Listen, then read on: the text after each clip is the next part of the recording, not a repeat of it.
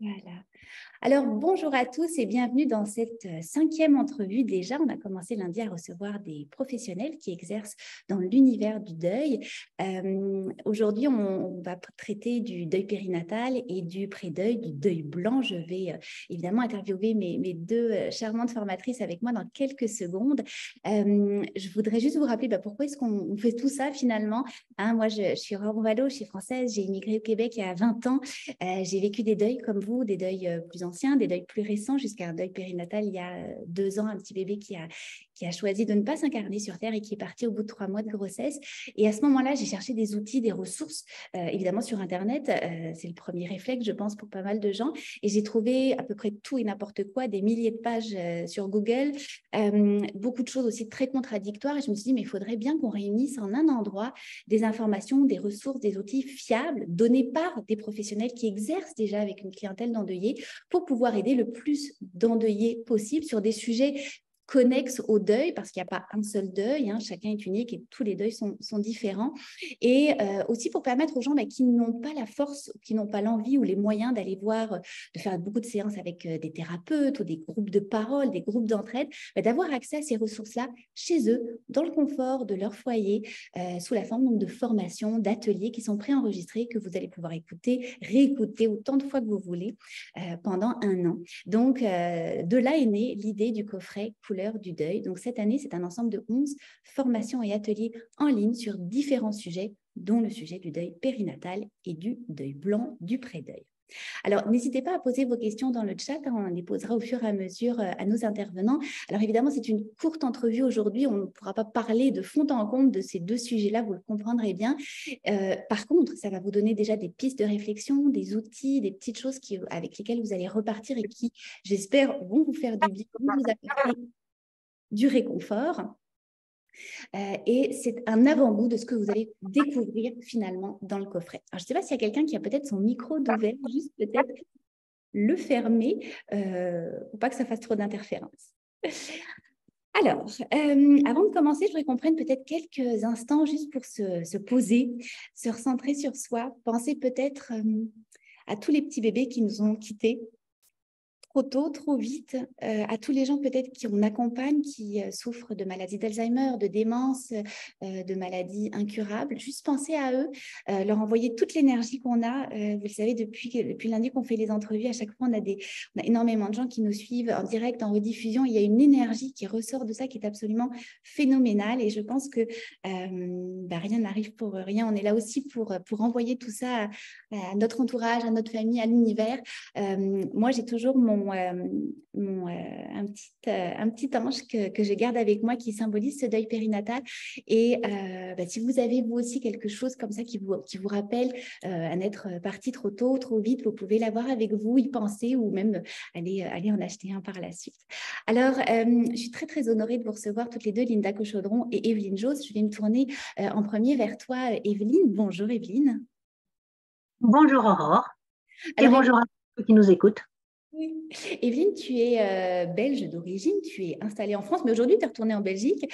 Tu es psychologue clinicienne formée en hypnose à la thérapie brève et à l'EMDR. Tu es chargée de cours à l'Université de Lorraine à Metz. Tu es psychothérapeute en libéral, formatrice également sur les différentes thématiques du trauma et du deuil.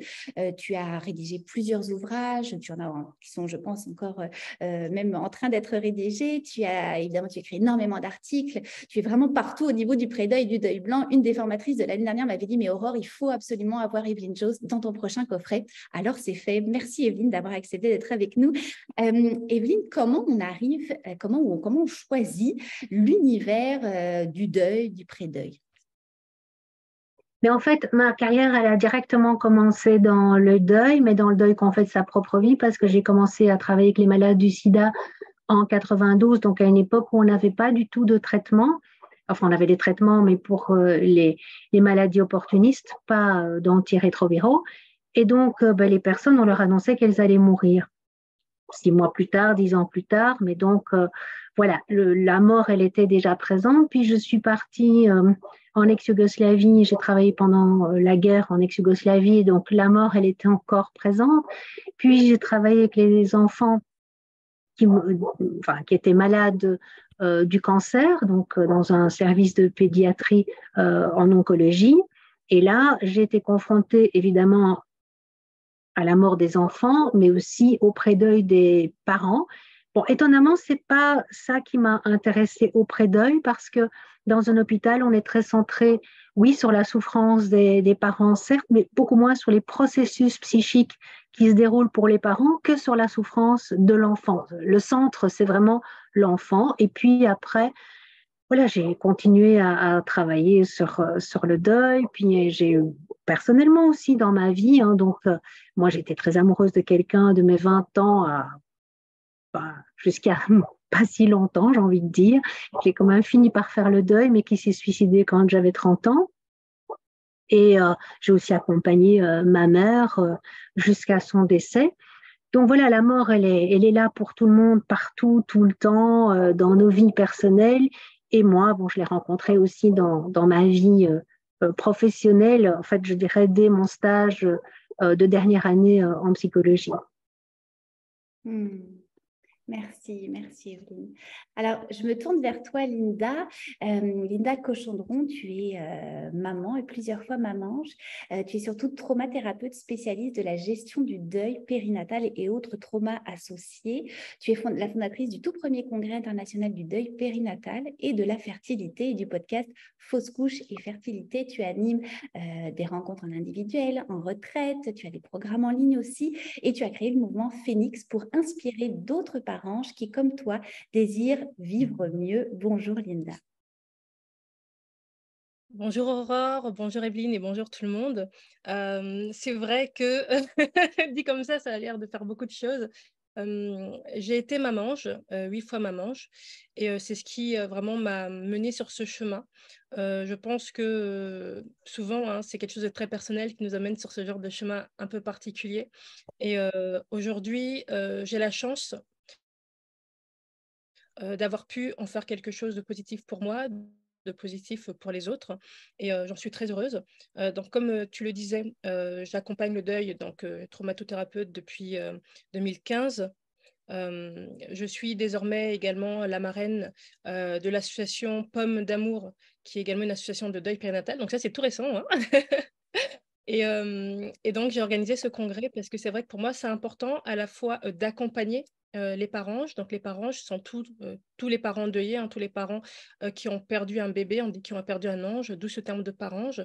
Donc, j'accompagne les parents, que ce soit du tout début de grossesse, une fausse couche même très précoce, jusqu'à la perte du bébé quelques jours à quelques mois après l'accouchement. Alors, c'est vrai que dans la définition officielle, le deuil périnatal s'arrête. Alors pour certains, c'est une semaine après, pour d'autres, c'est 27 jours après. Je pense que dans le cœur des parents, on ne se dit pas, alors voyons la date, dans quoi je me trouve, c'est juste j'ai perdu mon bébé, je souffre et j'ai besoin qu'on m'aide.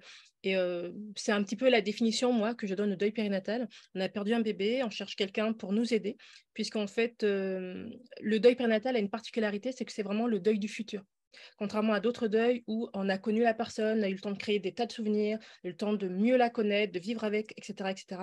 Dans le deuil périnatal, il y a ce côté très soudain et très injuste de la vie arrive à peine sur Terre que déjà elle repart. Donc c'est vrai que c'est un deuil assez particulier en ce sens et que du coup les parents sont assez démunis, d'autant que c'est malheureusement souvent un deuil invisibilisé puisque la société, l'entourage, les autres n'ont pas forcément vu le bébé ou n'ont pas connu, hein, si c'est une mort in utero, le bébé n'a pas été vu par les autres, si c'est une mort à la naissance, possiblement aussi qui n'a pas été vu par les autres. Et c'est vrai que malheureusement les parents sont souvent délaissés, incompris. Et donc, pour moi, c'est vraiment important d'apporter de l'apaisement aux parents par des accompagnements, par des solutions concrètes, mais également de sensibiliser, que ce soit la société, que ce soit les parents eux-mêmes, parce qu'aujourd'hui, malheureusement, c'est tellement tabou que même les parents, des fois, ne savent pas ce qu'ils peuvent faire, vers qui se tourner, quelles solutions il y a. Sensibiliser également les proches de parents qui souvent malheureusement sont maladroits par amour en plus et en voulant bien faire, mais qui apportent des paroles malheureuses, qui vont apporter plus de douleur dans la douleur. Donc moi, je n'hésite pas à dire que c'est important de sensibiliser également l'entourage, que l'entourage peut aller avec le parent, voir un thérapeute, peut aller voir quelqu'un qui va également l'éduquer à ça, lui expliquer. Ça, c'est très important. C'est également important de se tourner, j'ai envie de dire, vers l'avenir en pensant un petit peu à ce qu'on va laisser à nos enfants, pouvoir laisser un monde où lorsqu'on vient deuil périnatal, on est soutenu, lorsqu'on vient deuil périnatal, on est accompagné, lorsqu'on vient deuil périnatal, on a le droit d'en parler, lorsqu'on vient deuil périnatal, on est compris. Donc voilà, pour moi, c'est très, très important. D'où justement toutes ces actions, le congrès, le podcast. Pour moi, c'est vraiment important de militer au final, hein, de militer pour des causes qui me tiennent à cœur. Et dans ces causes, il y a la place du père, la place du papange dans le deuil périnatal, parce qu'on en fait souvent un deuil de mère, alors qu'il s'agit d'un deuil parental, hein. Il y a un père, une mère, et parfois, le père, il souffre énormément, et parfois, même trop souvent, malheureusement, même du point de vue du langage corporel, hein, on va se tourner vers la mère, où on aura des paroles en disant « Comment ta femme va ?» Ok, mais et moi alors, en fait, qui se soucie de moi, qui se préoccupe de moi? Et souvent, les pères n'osent pas se faire accompagner. Ils pensent qu'ils doivent être forts, ils pensent qu'ils n'ont pas le droit de pleurer, et ils sont vraiment démunis. Euh, pour moi, c'est également important de détabouiser le périnatal, de faire en sorte qu'on puisse en parler. C'est également important pour moi d'apporter plus de solidarité dans ce monde, parce que alors, il y a beaucoup de solidarité entre parents, mais des fois, pas tout à fait, dans le sens où c'est parfois, ben, moi, j'ai la douleur la plus forte, j'ai perdu mon enfant à 6 mois de grossesse, j'ai perdu mon enfant à la naissance, j'ai perdu. Et pour moi, c'est vraiment important de rappeler qu'il n'y a pas de douleur supérieure à une autre, en fait. Il n'y a que des parents qui souffrent et que chaque douleur est légitime et que c'est important déjà qu'il y a peu de soutien de l'extérieur. C'est important que nous, entre nous, on reste solidaires. Donc, j'aime bien parler d'adelphité. Je crois qu'on connaît tous la fraternité entre hommes, on connaît tous la sororité entre femmes. La delphité, c'est vraiment cette fraternité, cette sororité entre hommes et femmes. Et pour moi, c'est vraiment important qu'on la retrouve dans le deuil périnatal. Et puis, bien sûr, mon dernier combat qui me tient à cœur, mais étant 8 fois maman, enfin, ayant fait 8 fausses couches, ça se comprend, c'est que tous les bébés soient reconnus, qu'on puisse inscrire tous nos bébés dans le livret de famille, parce que finalement, ça ne fait de mal à personne, alors que même si on n'a vécu une fausse couche, on peut avoir envie et besoin pour avancer d'écrire dans le livret de famille mon bébé existait, je l'ai porté, je l'ai aimé, peut-être même que je l'ai nommé. Et ça, pour moi, ce serait vraiment important que ce soit une possibilité qui soit offerte à tous les parents. Donc voilà un petit peu pour mes combats, pour mes valeurs et pour ce que je fais. Merci, merci Linda. Désolée de... C'est effectivement, tu l'as dit, effectivement, surtout quand on perd, mettons, un enfant ou un bébé, un fœtus, je ne sais pas comment on peut l'appeler, mais aux premières semaines de grossesse, on le voit même quasiment pas, puis on essaie vite de tourner la page, hein, on va en discuter un petit peu plus tard, mais il faut le traverser en conscience pour arriver à renaître un jour et être heureux. Tout à fait. Je me tourne vers toi, Evelyne. Peut-être nous expliquer ce qu'est le deuil blanc, le pré-deuil, peut-être un petit peu démystifier tout ça. Alors, donc, peut-être déjà dire comment moi j'ai rencontré le pré-deuil, puisque finalement, j'ai travaillé pendant 5 ans avec des parents qui étaient certains en pré-deuil, et puis ça m'est passé, je dirais, un peu au-dessus de la tête. Et c'est en animant des ateliers avec des mamans qui ont connu le drame de perdre un enfant dans le djihad, que là, je me suis rendu compte qu'en fait, une fois qu'elles apprenaient, surtout les mères, je suis désolée, mais là, pour le coup, dans ces ateliers, j'ai eu un père sur ces ateliers, et ben, en fait, qu'elles s'attendaient à ce que l'enfant meure. Donc, elles étaient dans cette attente. Une maman me disait, la question n'est pas de savoir s'il va mourir, mais la question est de savoir c'est quand va-t-il mourir. Et donc, là, j'ai commencé à réaliser qu'en fait, quand on ouvre un bouquin sur le deuil commence à la mort. Et je me suis rendu compte qu'en fait, la plupart des situations, je crois que ça a été évalué à 75% des situations où le deuil, en fait, est attendu. Alors, pas espéré, hein, mais attendu. Donc, un cancer, la démence, quelqu'un qui tombe dans le coma suite à un accident, quelqu'un qui est très dépressif, qui a fait des tentatives de suicide, et j'en passe. Et donc là, j'ai commencé vraiment à m'intéresser à tous ces processus. Donc, c'est ça qu'on appelle le pré-deuil, tous les processus qui se passent avant la mort et qui sont des processus particuliers, puisque la personne qu'on va perdre, elle est toujours vivante. Donc, c'est très interactionnel. Il y a beaucoup d'interactions, justement, avec le futur endeuillé, avec le futur défunt, ce qui n'est évidemment pas le cas une fois qu'on est dans la phase de deuil post-mortem après la mort, où là, la personne n'est plus là. Alors, ce qu'on appelle le pré-deuil, donc c'est tous ces processus qui sont absolument indépendants de notre volonté. Ça se déclenche dès qu'on prend conscience qu'une mort est possible ou probable, ou même certaine. Et dans ce pré-deuil, il y a certaines complications. Une de ces complications, c'est le deuil blanc, l'autre, c'est le deuil anticipé. Donc, le deuil blanc, c'est quand la personne ne peut plus communiquer. Et donc là, je me suis rendu compte, c'est comme ça que j'ai commencé à m'intéresser à ça, hein, donc avec les mamans, c'est que les enfants très radicalisés, en fait, il n'y avait plus de moyens de communication avec eux. Oui, on parle, mais on peut parler que de la pluie et du beau temps parce qu'en fait, ça déclenche directement des conflits parce que les personnes ne se comprennent plus. Et je me suis rendu compte, bien sûr, qu'il y avait de nombreuses situations. On pense à Alzheimer, évidemment, toutes les démences, le coma, mais aussi les gens qui sont toxicomanes, qui sont alcooliques, qui vivent finalement dans un autre monde où c'est très difficile aussi de communiquer avec eux. Et donc ça, c'est ce qu'on appelle le deuil blanc, c'est vraiment cette difficulté d'entrer en communication avec une personne dont le processus vital est en danger. Et le deuil anticipé, c'est le deuil qu'on fait du vivant de la personne. Moi, ce que je dis, c'est qu'on enterre la personne de son vivant. Par exemple, quelqu'un qui a fait un AVC, quelqu'un qui est en institution suite à Alzheimer ou un autre type de démence, ne plus aller le voir, ou en tout cas aller le voir beaucoup moins souvent. Mais parfois, c'est plus subtil, c'est-à-dire c'est se tenir à distance dans la chambre, ne plus oser approcher la personne, ne plus lui parler. Et donc, le deuil anticipé, c'est vraiment couper, mais c'est un évitement. Donc, les processus de pré-deuil sont tout à fait normaux. Ils nous préparent d'une certaine façon à la perte. Ça ne veut pas dire que la perte sera moins douloureuse pour autant. Au contraire, on a vu que dans les études, non, ça ne va pas interférer vraiment, en tout cas pas pour tout le monde, sur ce qui va se passer après. Pour moi, c'est une des phases du deuil. Donc, ce n'est pas que voilà, le deuil va être fait et puis quand la personne meurt, c'est fait. Parfois, pour certaines personnes, oui. La plupart du temps, non. C'est-à-dire qu'à ce moment-là, commence une autre phase de deuil, hein, ces phases de deuil post-mortem. Et donc, le deuil blanc, c'est aussi quelque chose qui est tout à fait normal, c'est-à-dire des difficultés spécifiques qui sont liées au fait que la personne ne parle plus, qu'on ne peut plus communiquer avec elle. Donc, en fait, ça devient une communication à sens unique, hein, puisqu'on aime sans plus être aimé, on donne sans plus recevoir, on n'a plus de souvenirs communs, plus d'intérêts communs, c'est-à-dire plus de mémoire commune, puisque l'autre ne peut plus partager ça.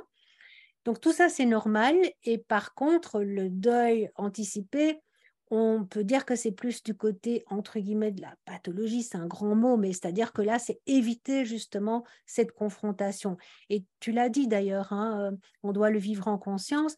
Et donc, effectivement, les personnes qui sont dans un deuil anticipé, qui cessent d'aller voir une personne, par exemple, qui est en institution, ou par exemple un grand-parent qu'on ne va plus voir parce qu'il est de plus en plus vieux et donc de plus en plus malade et qu'on voit que la mort approche, de ne plus y aller pour un petit enfant, enfin un petit enfant mais qui peut être grand, qui peut être adolescent par exemple ou jeune adulte. Eh bien en fait, à ce moment-là, les phases post-mortem sont parfois plus dures parce que justement, on a évité de se confronter à cette souffrance. Alors ça, c'est moi qui appelle ça comme ça un deuil pré-deuil, deuil blanc et deuil anticipé, mais tout le monde n'est pas d'accord sur cette terminologie. Pour certaines personnes, deuil anticipé et pré-deuil, c'est la même chose. Donc moi, pour essayer d'y voir un peu plus clair, voilà, je ne suis pas la seule à utiliser cette terminologie, mais disons qu'il n'y a pas un accord sur ces termes qui seraient... C'est étonnant parce que c'est vraiment finalement quelque chose dont on parle très peu. Et le nombre d'entre nous qui avons été confrontés à une personne qui a un cancer, par exemple, ou une personne qui a une démence, c'est énorme. Alors justement, tu l'as un petit peu dit, on imagine que quand on peut accompagner quelqu'un jusqu'à la mort, ça va être beaucoup plus facile pour nous parce qu'on va pouvoir lui dire au revoir, on va pouvoir lui dire toutes sortes de choses, puis le deuil va être peut-être facilité. Mais tu l'as un peu évoqué, en fait, ça n'a rien à voir. Alors, moi, j'estime que ça n'a rien à voir. C'est-à-dire que je ne pense pas qu'en soi, le pré-deuil porte en lui-même quelque chose qui va aider le deuil après. Parfois oui, mais parfois non. Donc, c'est juste à considérer comme une des phases du deuil qui a ses spécificités parce que non seulement, bien sûr, on vit la perte future, mais souvent on se surinvestit dans les soins, dans l'aide. Donc, alors ça va être aussi marqué par la mort. On va voir la mort s'inscrire de plus en plus dans le corps de l'autre, par exemple, mais aussi dans la communication. On va se protéger l'un l'autre, on ne va pas parler de ça. Il faut déjà une bonne communication pour pouvoir parler de sa mort prochaine. Et puis, il y a toutes les difficultés qui sont liées. Donc, déjà, j'ai parlé de l'aide, mais les personnes, elles ont leur vie qui continue à côté, tout en devant gérer beaucoup de choses au niveau logistique souvent. Donc, c'est une phase de deuil pour moi spécifique qui a ses propres particularités, ses propres difficultés, et qui est une des phases de deuil avant la mort. Et qu'on doit le voir comme ça. Alors, pour certaines personnes, eh bien oui, effectivement, pour un grand-parent très âgé, comme il devient de plus en plus âgé, de moins en moins autonome, forcément, on commence à être dans une phase de pré-deuil, et puis on peut se dire, elle a bien vécu, elle a vécu toute sa vie, une bonne vie, et donc ça peut effectivement faciliter.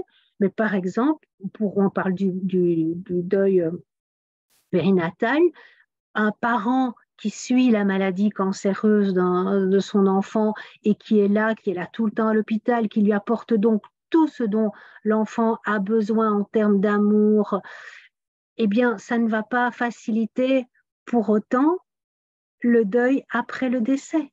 C'est juste une des phases de deuil. Mais la mort, elle est présente. C'est pour ça que je pense qu'on peut vraiment parler de deuil, parce qu'on s'apprête à cette perte. On ne la veut pas, on la redoute, on a peur. Parfois même, je vais peut-être dire quelque chose qui va choquer les gens, mais ça peut être un soulagement quand l'enfant ou quand la personne décède. Mais un soulagement ne veut pas dire qu'il n'y a pas autre chose qui vient. Parce qu'à ce moment-là, le soulagement, c'est surtout qu'on n'a plus l'angoisse, parce que le pré-deuil est surtout marqué par l'angoisse. Mais vient à ce moment-là, la terrible douleur. Alors moi, je dis toujours, c'est comme un vélo. Quand on a peur de rouler en vélo, on est sur le vélo, on a tout le temps peur de tomber, on a tout le temps peur de tomber. Une fois qu'on tombe, on n'a plus peur de tomber puisqu'on est tombé. Par contre, on peut s'être fait très, très mal. Donc, c'est des émotions aussi qui sont différentes. Bien sûr, il y a la tristesse dans le pré-deuil, mais il y a beaucoup l'angoisse. Et dans le deuil post-mortem, on est alors tout à son chagrin. Ouais, très intéressant, Evelyne. Alors justement, tu parlais de deuil périnatal, donc je me retourne vers toi, Linda. Tu disais c'est un deuil souvent invisible, invisibilisé. Effectivement, à part pour la maman qui l'a peut-être ressenti, ou des fois le papa quand on est à plusieurs mois de grossesse et que le bébé bouge, mais sinon c'est juste la maman.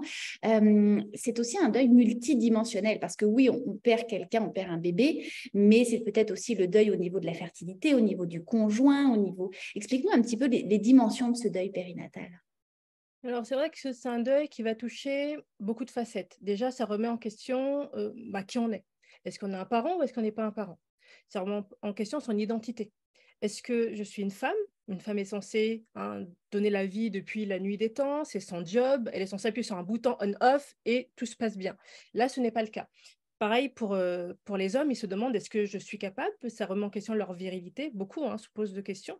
Est-ce que je suis un vrai homme? Est-ce que je suis capable d'engendrer une descendance? Est-ce que je suis capable de faire ce qu'on attend de moi? Donc il y a toutes ces questions-là sur qui on est. Il y a aussi des questions, des fois, par rapport à la sexualité, parce qu'un tel deuil peut emmener des blocages sexuels. On peut se projeter inconsciemment en associant, en fait, l'acte sexuel à la mort. Parce qu'on se dit, l'acte sexuel, c'est pour avoir un bébé. Or, mon bébé est mort, peut-être que je ne suis plus capable d'eux. Et ça crée toute une sorte de blocage dans la tête, qui crée du coup des blocages corporels. C'est également le fait de ne pas savoir comment se positionner. Est-ce que je peux retourner au travail? Est-ce que j'ai le droit d'en parler? Est-ce que je n'ai pas le droit d'en parler? On ne sait pas trop. Est-ce que je pourrais avoir des enfants derrière? Est-ce que j'en aurais pas? Est-ce que je peux vivre avec ça, avec cette idée de ne pas avoir d'enfant? Est-ce que j'ai échoué? Est-ce que mon corps dysfonctionne? C'est beaucoup de remise en question. Est-ce que si j'ai un enfant derrière, j'ai le droit d'avoir un autre enfant derrière? Ou est-ce que le fait d'avoir un autre enfant, ça signifie que je n'ai pas aimé mon premier enfant et que je vais le remplacer? Est-ce que je vais être jugée pour ça? Est-ce que je vais être capable d'aimer ce nouvel enfant qui arrive? Enfin, il y a beaucoup de questionnements où en fait on est complètement perdu. C'est comme si vraiment il y avait un avant et un après. on savait qui on était avant, mais on ne sait plus qui on est maintenant. On a besoin, en fait, on est en perte de repères complète, on a besoin vraiment de se recréer une identité. Et c'est pas évident, puisque comme la société refuse d'en parler, comme on ne sait pas vers qui se tourner, comme on ne sait même pas des fois si on a le droit. Par exemple, si on prend le cas de la fausse couche ou le cas d'une IMG, peut-être que personne d'autre dans la famille n'a vu le bébé et que on est seul. Notre entourage va nous dire pense à autre chose ou passe à autre chose, ou tu es jeune, tu en auras d'autres, ou tu as déjà des enfants, ou la nature est bien faite, ça veut dire qu'il n'aurait pas vécu, ou tu fais les bons choix parce qu'il aurait beaucoup souffert. Oui, mais en attendant, là, je viens de perdre mon bébé, je souffre profondément et je n'ai pas besoin qu'on m'explique que oui, c'est peut-être mieux, que oui, ceci. Moi, je veux juste qu'on me rende mon bébé et je veux qu'on comprenne ça. Je veux qu'on comprenne que cet enfant-là, celui-là en particulier, qui était le mien, que j'attendais, que j'aimais, il me manque, qu'on me l'a arraché, et peu importe les milliards de bonnes raisons pour lesquelles il n'a pas pu s'incarner sur Terre ou pour lesquelles il n'a pas pu rester en vie, c'est une injustice profonde et on ne l'accepte pas. Et c'est important de pouvoir être reconnu là-dedans. Et le fait d'avoir comme ça cet écart entre ce que vit le parent et ce que lui renvoie la société, ça crée beaucoup de confusion, ça crée de la perturbation. Le parent ne sait pas trop, est-ce que j'ai le droit de souffrir, je n'ai pas le droit, est-ce que j'ai le droit d'en parler, moi j'ai envie, mais j'ai l'impression que je ne peux pas, est-ce que j'ai le droit peut-être d'avoir une photo, est-ce que j'ai le droit de le marquer, je ne sais pas, dans les fêtes de famille, quand on liste tous les petits-enfants, est-ce que moi j'ai le droit de lister le mien, est-ce que la fête des pères, la fête des mères, est-ce que j'ai le droit de les fêter. Voilà, c'est beaucoup de... C'est beaucoup de remises en question vraiment existentielles, vraiment de qui on est, mais profondément. Et puis surtout, ça donne une nouvelle vision de la vie. La vie prend une autre dimension, donc on a de nouvelles priorités, de nouvelles façons de voir les choses. Et ce qui fait que par cet aspect-là aussi, on peut se retrouver en décalage par rapport à notre entourage, en fait, qui nous a connus d'une certaine manière et qui nous trouve d'une autre manière, sans lui avoir fait ce chemin-là. Et du coup, il y a ce décalage où ces personnes qui sont censées nous soutenir, nous comprendre, ne nous comprennent plus, où on n'arrive plus à parler. Là, on se retrouve un peu avec Evelyne, on n'arrive plus à communiquer, on ne s'entend plus, on n'est plus au même diapason, chacun parle de choses, semble parler de choses différentes, alors qu'en fait, les deux veulent aller dans la même direction, mais sans jamais se rejoindre. Et c'est très, très compliqué. Donc ça, c'est vraiment, je dirais, ce qui peut être peut-être propre au deuil périnatal, c'est cette incompréhension générale, parfois malheureusement par rapport aux médecins, par rapport aux thérapeutes, par rapport à l'entourage. Voilà, c'est vraiment très, très compliqué. Donc, il ne faut vraiment pas hésiter à aller, lorsqu'on n'a pas d'entourage soutenant, à se trouver un entourage soutenant, que ce soit par les groupes de parole, par exemple, que ce soit en ligne, en présentiel, que ce soit par le biais d'associations, que ce soit par le biais peut-être de ne pas hésiter à changer de médecin, de thérapeute, etc. Parfois, les gens changent une fois, deux fois, trois fois, ils disent « Ah, on ne me comprend pas, je laisse tomber ». Et je trouve ça dommage, en fait, de ne pas pousser, parce que vous allez trouver, il y a des personnes qui sont bienveillantes, il y a des personnes qui sont bien formées pour ça, et vous allez trouver, en cherchant, vous allez vraiment trouver, mais c'est vrai que souvent on a ce découragement on a l'impression que la personne qui est censée nous aider, en fait, nous laisse tomber, et on se dit, si elle nous laisse tomber, tous les autres vont nous laisser tomber, et c'est pas le cas. C'est vrai que le deuil périnatal, il est encore très mal représenté, il y a très très peu de formations sur le sujet, dans tous les cursus médicaux, etc., universitaires, des fois c'est juste 1 jour ou 2 jours sur 5 années d'études, donc c'est vrai que c'est encore pas très bien représenté, que souvent les personnes en face font avec leurs émotions, avec leur expérience, et des fois elles n'en ont pas tant que ça. Et c'est vrai que si le parent n'ose pas en parler, c'est un peu le serpent qui se mord la queue, parce que le parent a des besoins qu'il n'ose pas exprimer parce qu'on lui renvoie l'image de « tais-toi, tu n'as pas le droit d'en parler ». Donc, il n'en parle pas, mais du coup, en face, ça ne change pas. Et en fait, c'est vraiment un cercle vicieux. Comme je n'en parle pas, il n'y a rien qui change, mais justement, il n'y a rien qui change parce qu'on m'empêche d'en parler, et du coup, je continue de ne pas en parler.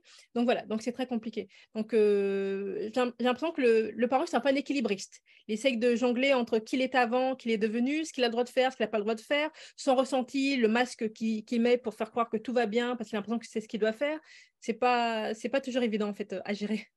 Non, exactement. Puis tu le décris très bien. C'est très complexe comme deuil. Il y a beaucoup aussi la honte, la culpabilité qui vient en outre. C'est comme pourquoi est-ce que mon corps n'a pas été capable de mener à bien cette grossesse? Qu'est-ce que j'ai fait? Qu'est-ce que j'ai pas fait pour garder mon bébé avec moi?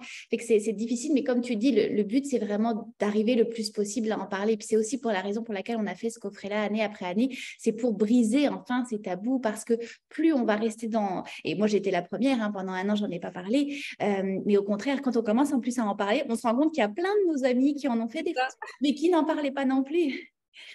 ça crée un soulagement parce qu'on se dit, ah, mais toi aussi? Et Ouais. du coup, on s'autorise à libérer la parole. C'est comme si cette reconnaissance légitimait notre propre souffrance. Et c'est important qu'en fait, on s'autorise ça. On s'autorise euh, à exprimer notre propre souffrance. On s'autorise à la vivre, à la ressentir sans attendre que l'autre en face nous la valide, sans attendre que l'autre en face nous le permette. Et c'est vrai qu'il y a tellement aussi de façons de vivre le deuil. Moi, j'ai des personnes qui sont venues me voir parce qu'elles étaient terrifiées, elles étaient dans tous leurs états, parce qu'en fait, elles avaient perdu leur bébé par rapport à une fausse couche, mais qu'elles ne souffraient pas. Du coup, c'était je suis un monstre, je devrais souffrir, je ne comprends pas.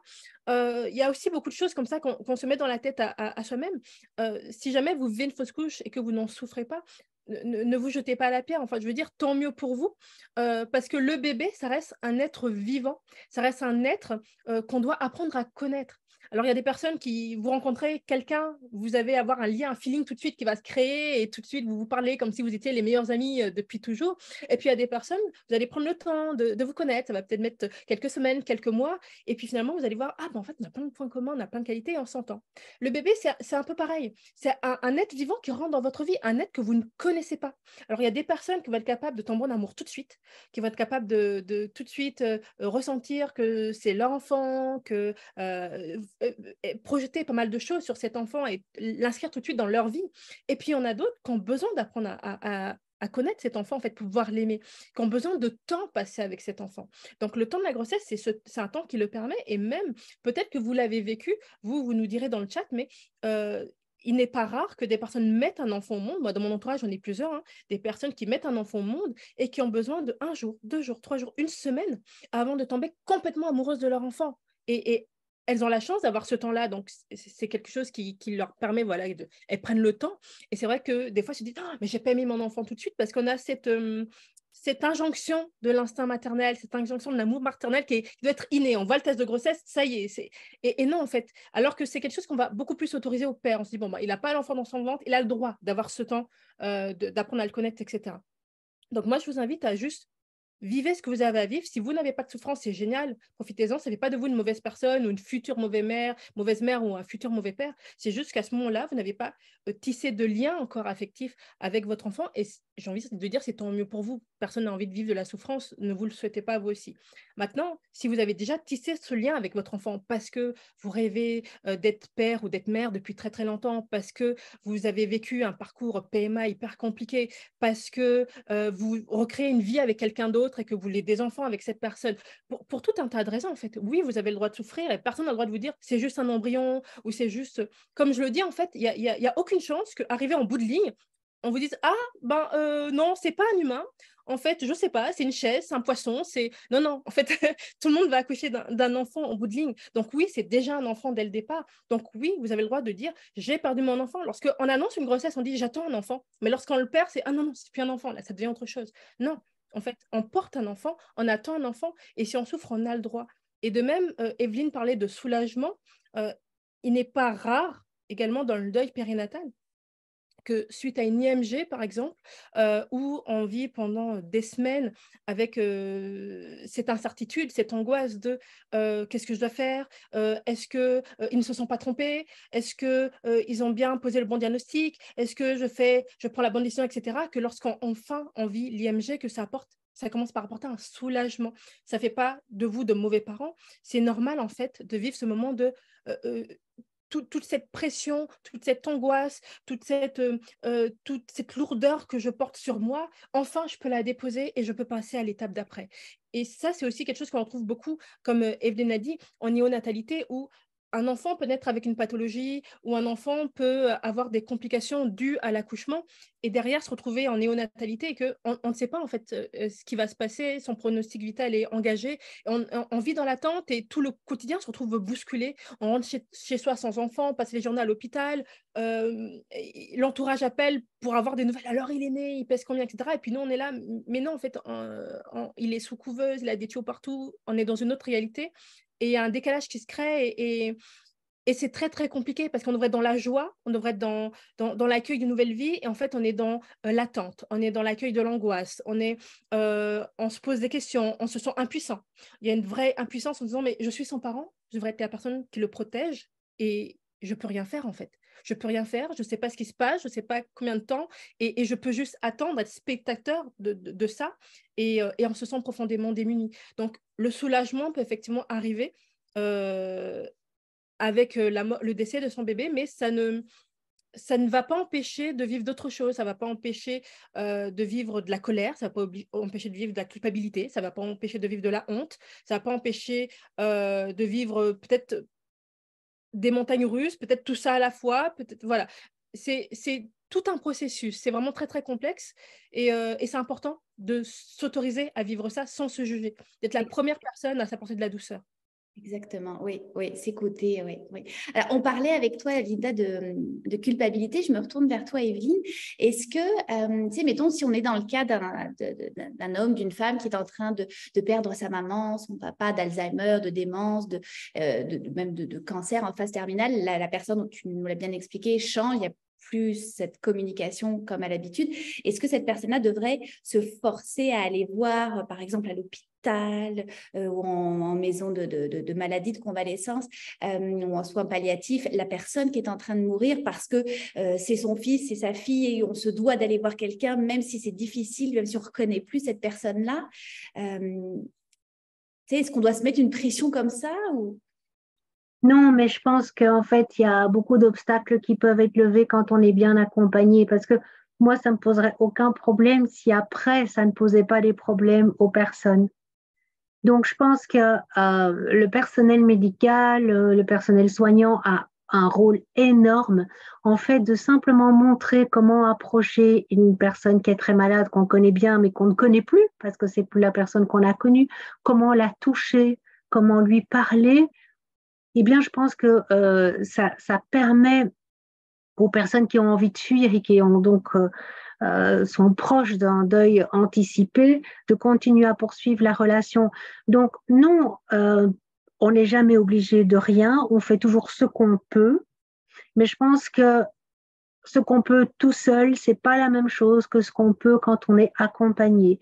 Et là, malheureusement, les pré-endeuillés sont pas toujours bien accompagnés, mais quand ils sont accompagnés par une bonne équipe qui leur montre comment parler, comment faire, puisque évidemment, quand une personne peut moins parler ou ne plus parler, bon, il y a des gestes qu'on peut faire. Ça passe beaucoup plus par le toucher, par le regard. Ça peut être des moments de bonheur, comme par exemple une des personnes que je connais qui disait on boit un verre de bière et on mange un paquet de chips. Donc sa maman ne parlait plus du tout, mais donc elle voit sa maman heureuse.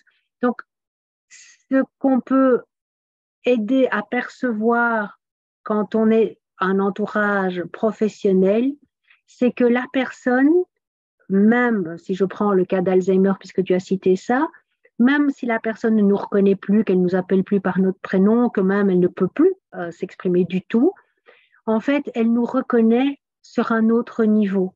C'est-à-dire que c'est comme si son système nerveux nous reconnaissait et reconnaissait une personne, par exemple, sécure. Donc, la manière de lui parler par exemple, face à face, jamais de côté, pencher un peu la tête, sourire, parler doucement. En fait, il y a des tas de choses qui peuvent faire qu'on va intensifier la qualité du moment présent. Mais on ne peut pas le faire tout seul souvent. Enfin, il faut déjà, je dirais, avoir fait une évolution personnelle par rapport à ça et voilà, on n'a pas tous fait ça. Donc, si on est accompagné, qu'on nous montre comment, on peut du coup quand même trouver de la satisfaction dans la relation avec une personne qui ne peut plus beaucoup parler ou qui ne peut plus parler. Donc, on n'est jamais obligé de rien. Le risque, c'est que il y a beaucoup de gens après qui se culpabilisent de ne pas avoir fait.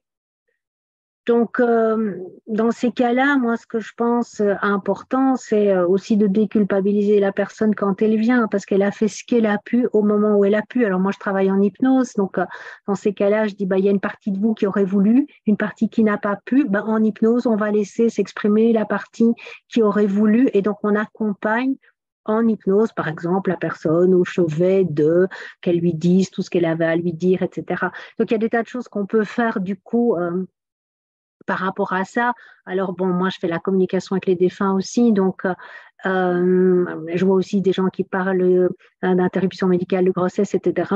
Je le fais aussi avec des personnes qui ont perdu un enfant avant la naissance et voire même qui ont fait des interruptions volontaires, donc pas seulement médicales de grossesse, et quelques années après avoir fait ça, et c'était parfois je pense à un couple ils avaient 16 ans, donc ils ont pris cette décision, et le monsieur après ne voulait plus avoir d'enfant parce qu'il estimait qu'il avait tué son enfant. Et puis on a fait cette communication avec, lui c'était sa fille, alors bien sûr on ne pourra jamais avoir la certitude du sexe, mais lui avait la certitude, et cet enfant qui lui est apparu à peu près sous l'âge de 5 ans lui a dit que c'était son choix d'avoir fait ce court voyage sur Terre, et qu'elle l'aimerait toujours, qu'il était son papa. Et donc, du coup, ça a complètement enlevé la culpabilité, puisque du coup, ce n'était pas son choix à lui de faire une IVG, c'était son choix à elle de ne pas rester et de l'avoir choisi comme père pour cette raison-là, quelque part.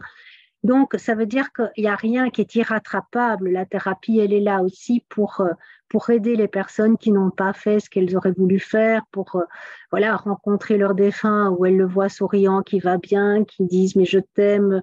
Je pense que c'est une dame à qui on avait fait ça, elle se culpabilisait beaucoup, et alors son mari lui a fait comme ça. Enfin, c'est ce qu'elle a vu, et donc ça voulait dire « mais avec quoi tu viens? Je sais que tu m'aimes ». Et tout ça, ça n'a pas d'importance. Donc, du coup, ça permet aussi un grand allègement. Donc, je pense que c'est bien d'être accompagné dans le pré-deuil. Et si on n'a pas pu, il y a encore des solutions. Rien n'est définitif. Exactement. On pourra rattraper ça en thérapie après. C'est ça. Puis c'est vraiment c'est vrai que la culpabilité souvent va venir, mais au moment T, là, au moment où on n'était pas capable de le faire, c'est parce qu'on n'était pas capable de le faire. Et il y avait sûrement une raison d'ailleurs pour laquelle on n'y est pas allé. Quand on ne peut pas, on ne peut pas. Enfin, je veux dire, si on demande à quelqu'un de sauter en parachute et qu'il ne peut pas, il ne peut pas. Même s'il trouve que c'est une bonne idée de sauter en parachute, c'est la même chose. Si on n'est pas capable, on ne va jamais culpabiliser une personne.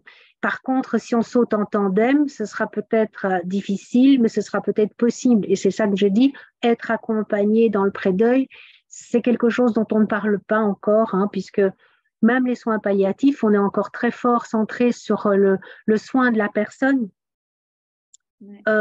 Et surtout les soins du corps, le confort, pas avoir mal, etc. Mais finalement, par exemple, par rapport aux angoisses existentielles que peuvent vivre ces personnes, la peur de la mort et tout, moi je trouve qu'on aborde peu ces choses-là en soins palliatifs. Et donc l'entourage, il est là pour aider la personne qui part, mais ça n'est pas une priorité non plus des équipes. Donc c'est vrai que les pré-endeuillés, ils sont un peu laissés pour compte parce que c'est une thématique dont on n'aime pas parler. Finalement, quand la personne est morte, on ne peut pas y échapper, mais avant ça, on peut faire un petit peu comme, allez, ça va aller, quoi, enfin. Exactement. Et c'est pour ça justement que des coffrets comme celui-ci qu'on a monté, ta formation est vraiment très, très pertinente et devrait être écoutée par le plus grand nombre de gens possible, parce qu'on va très certainement être tous amenés finalement à accompagner quelqu'un comme ça de maladie grave. On en voit énormément évidemment en ce moment, de démence, d'Alzheimer. Quand on regarde les études, de plus en plus de gens vont avoir ce genre de problématique-là. Donc, c'est vraiment très, très pertinent. Alors justement, Evelyne, est-ce que tu peux nous donner les grands points de ta formation que tu as fabriquée de toutes pièces, et on te remercie énormément, qui s'intitule donc « Quand les processus de deuil commencent avant la mort ». Qu'est-ce que les gens vont apprendre à travers ta formation? Voilà, bien sûr, un peu de théorie, parce que c'est un peu ce que tu m'as fait dire ici aussi, pour s'y retrouver et comprendre aussi quels sont les processus. Alors, je pense que c'est vraiment compréhensible par tout le monde, mais justement des choses qui vont dans des sens différents, quoi. On est à la fois, on sait qu'on va perdre et à la fois, donc on devrait être dans le désinvestissement et on est dans le surinvestissement. Euh, voilà, hein, donc de comprendre la situation et puis d'essayer de donner quelques petits conseils de qu'est-ce qu'on peut faire pour soi, qu'est-ce que le futur défunt aussi peut faire, parce que nous aussi, nous sommes des futurs défunts, hein. C'est-à-dire que nous aussi, moi je vois ma mère, elle a eu 3 cancers, donc différents, avant de décéder, donc elle est morte, elle avait 65 ans. Donc ce que je veux dire, c'est que de savoir aussi des choses qui peuvent nous aider et qui peuvent en même temps aider notre entourage. Qu'est-ce qu'on peut faire de ce côté-là? Qu'est-ce que les soignants peuvent faire? Qu'est-ce que le pré-endeuillé, comment prendre soin de lui? Parce que c'est pas facile, on n'a pas beaucoup de temps, hein, quand on est en pré-deuil.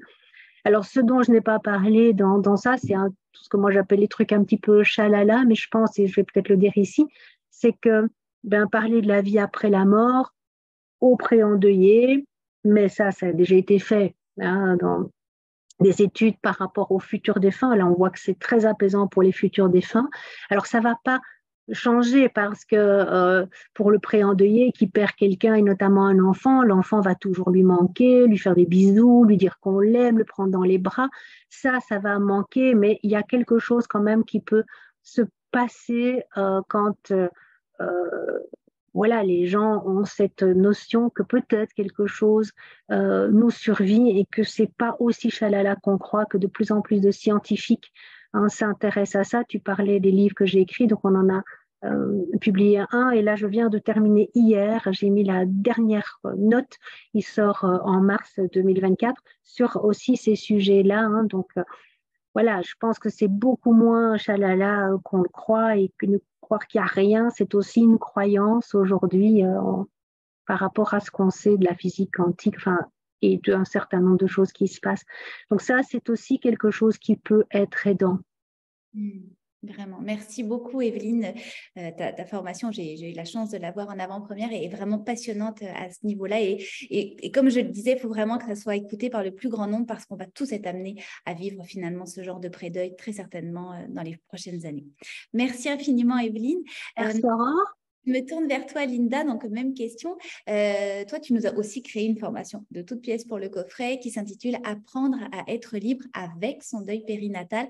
Alors, en quelques mots, qu'est-ce que les gens, qu'est-ce que les mamans, les papas vont apprendre et vont en ressortir comme ressources en suivant ta formation? Alors, j'ai fait en sorte de créer un cheminement. Parce que pour moi, c'est très important de faire passer chaque parange du stade, on va dire, de parange à phénix. Pour moi, parange, c'est un état qu'on subit. C'est quelque chose qui nous tombe dessus. Et ce n'est pas une identité. On n'est pas juste, par exemple, un parent, on n'est pas juste, je ne suis pas juste thérapeute, je ne suis pas juste une maman, je ne suis pas juste mariée. Voilà, on a tous différentes casquettes, différentes facettes. Et parange, c'est une facette parmi d'autres. Ce n'est pas juste toute une identité. Et pour moi, c'est important de faire passer le parange, cet état de parange où il subit, où il est impuissant, où ils sont perdus, ils sont incompris, à l'état de phénix.